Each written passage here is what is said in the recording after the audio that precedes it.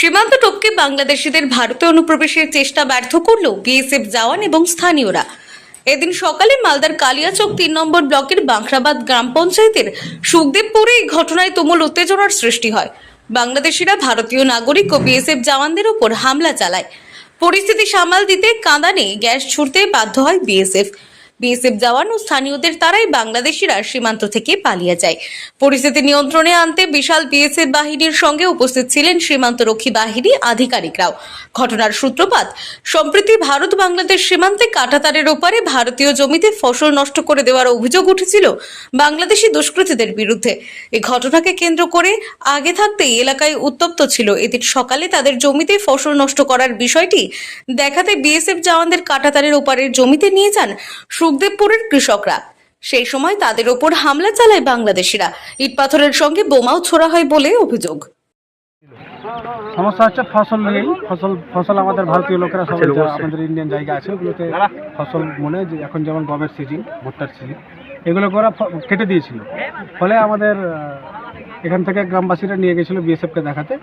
সেই পরবর্তী সময়ে ওরাই বরঞ্চ হামলা করে আমাদের বিএসএফের উপর। দলবল নিয়ে আসে, দলবল নিয়ে গ্রামবাসী পুরো এলাকা নিয়ে পুরো অত্যাচার করেছে। বোম ছুড়েছে। আপনারা জবাব দিবেন? এরকম আমরা সবসময় তৈরি আছি।